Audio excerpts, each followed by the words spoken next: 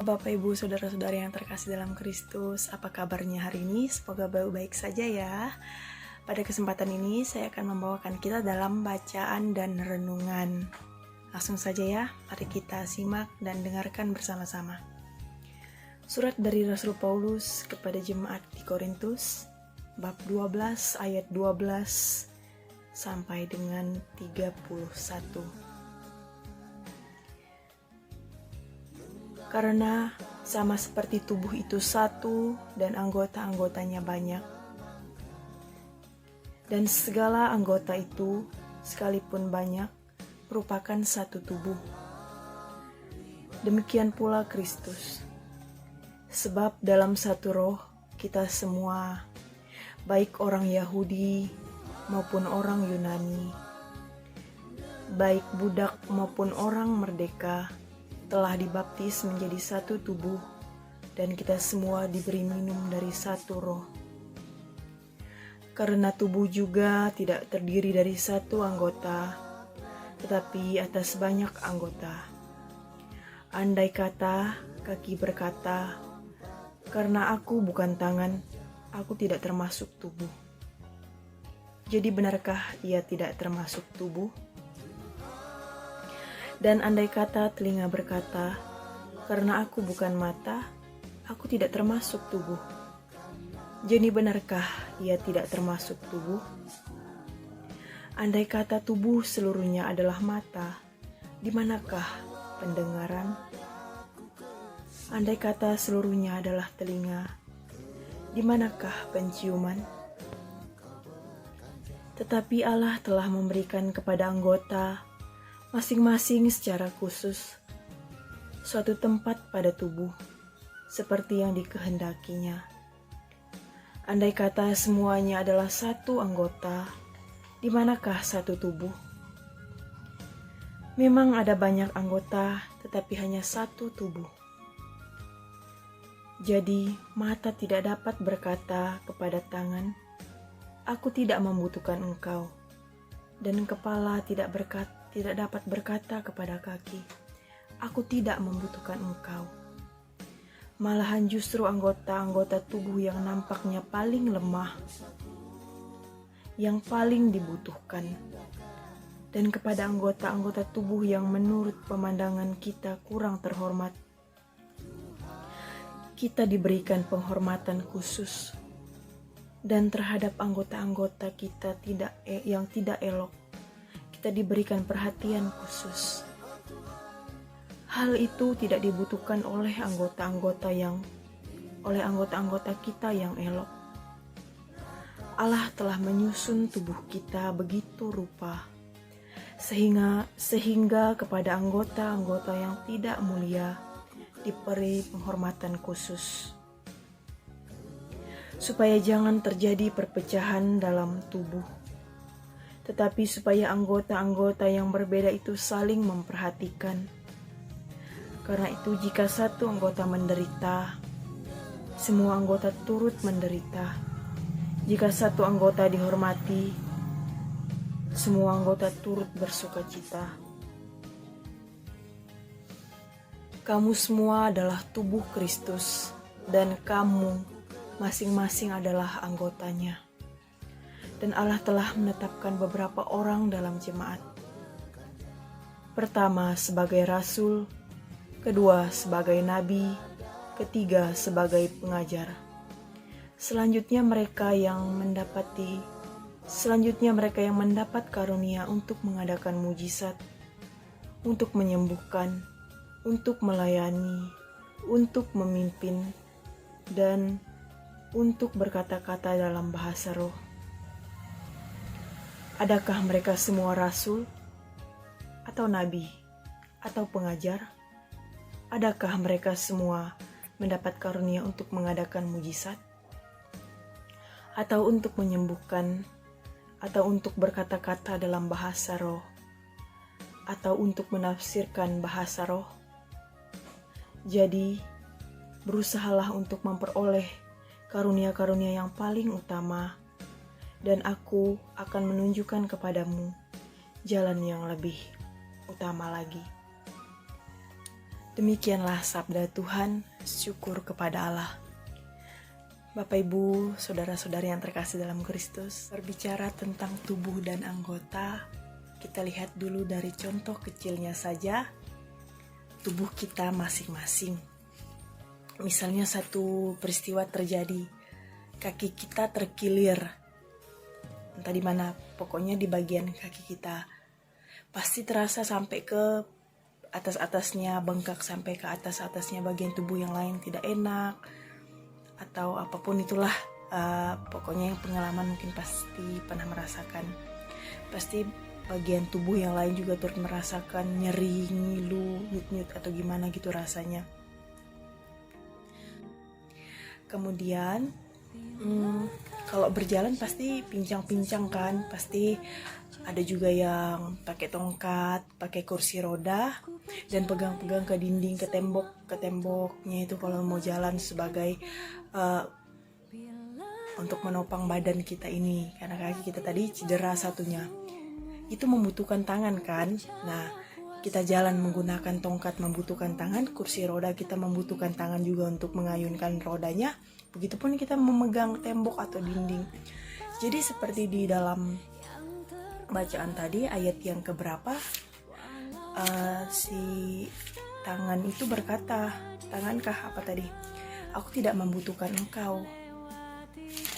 Atau bagian tubuh yang lain mengatakan, aku tidak membutuhkan engkau. Ternyata salah. Dalam saat keadaan mendesak, pada saat keadaan mendesak, pasti kita butuhkan. Mungkin kemarin kita bilang kita tidak butuhkan, karena seperti ini seperti itu, bisa berdiri sendiri, bisa berjalan sendiri. Tapi ternyata salah. Pada saat cedera kita butuhkan apa?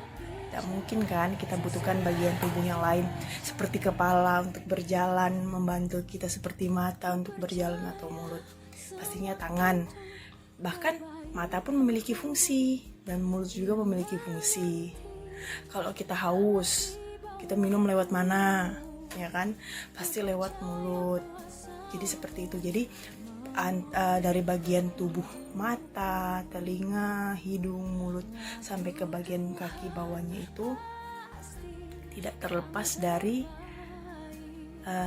anggota tubuh yang lainnya. Jadi saling membantu seperti itu. Kemudian setelah kita berbicara tubuh fisik kita berbicara mengenai tubuh kita yang dalam satu anggota tubuh Kristus yang sudah dibaptis, satu gereja.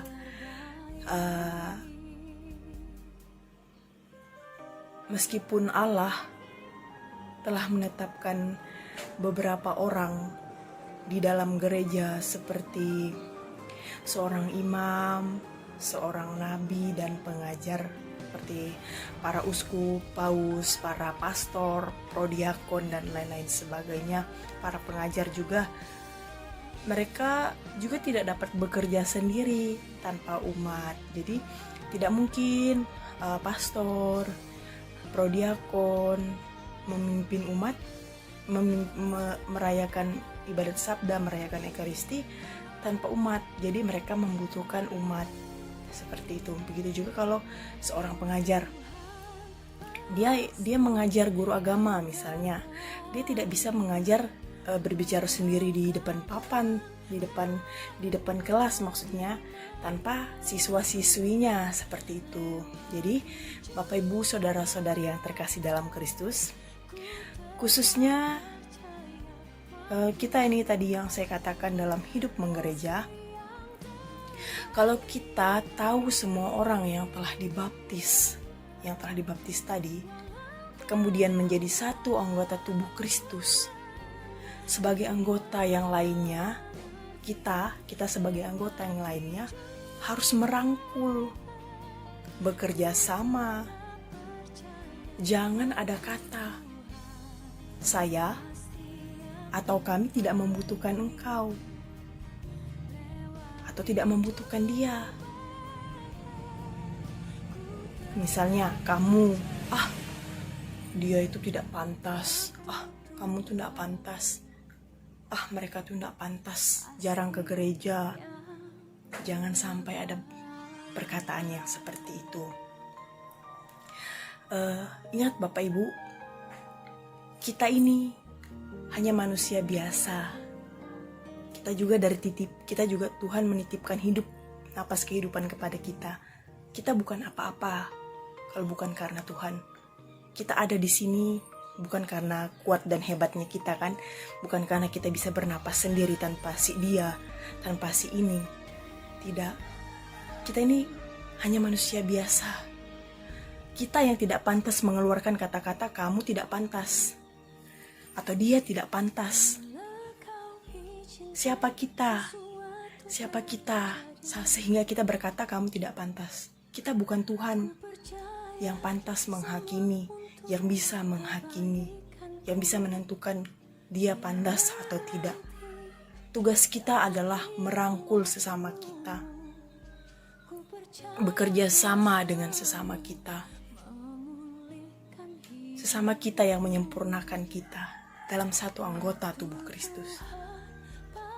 Justru mereka yang kita anggap tidak pantas, mereka yang kita anggap lemah seperti dalam Injil tadi, anggota tubuh yang kita anggap lemah, yang tidak dipandang elok, mereka yang mendapatkan perhatian lebih dari Allah, bahkan mereka yang mendapatkan perhatian lebih dari orang lain yang menilai mereka dengan kita.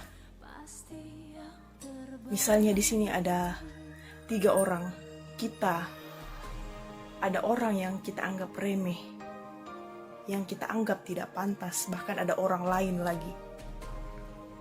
di antara mereka yang ini.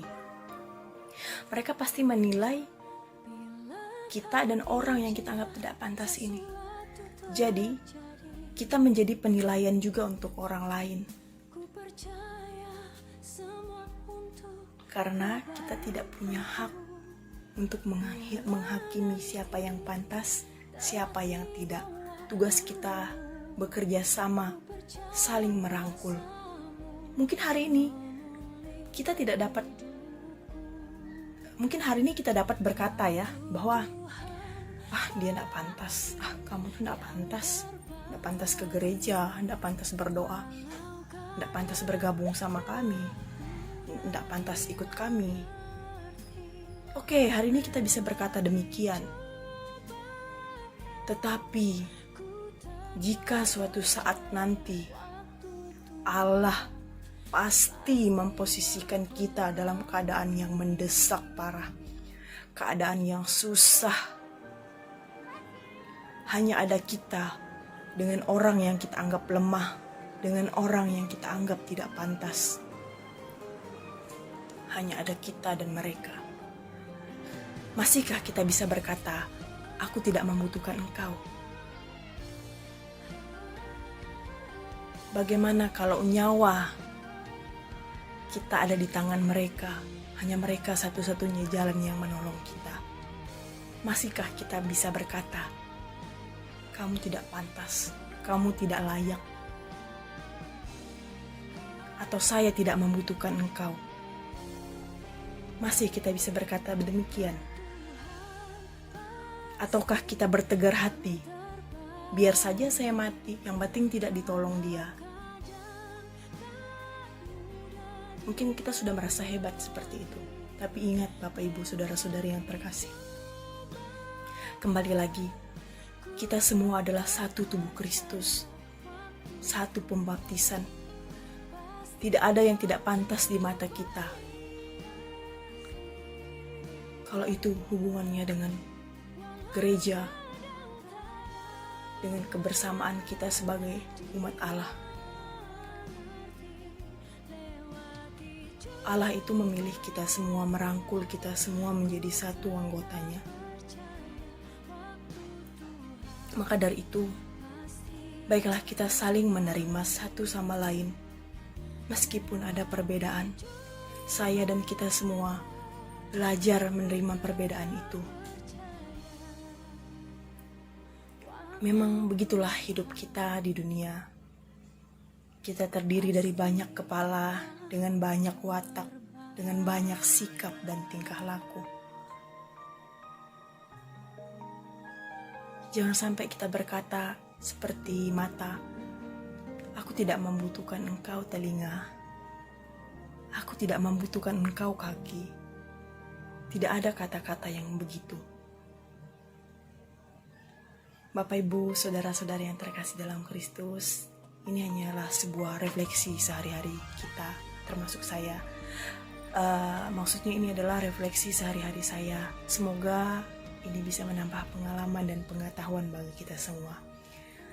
Saya mohon maaf apabila ada kata-kata yang kurang berkenan di hati Bapak, Ibu, saudara-saudari.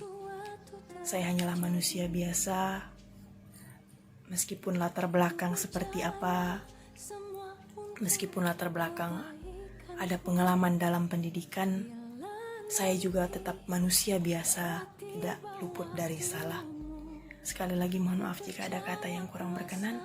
Tuhan memberkati.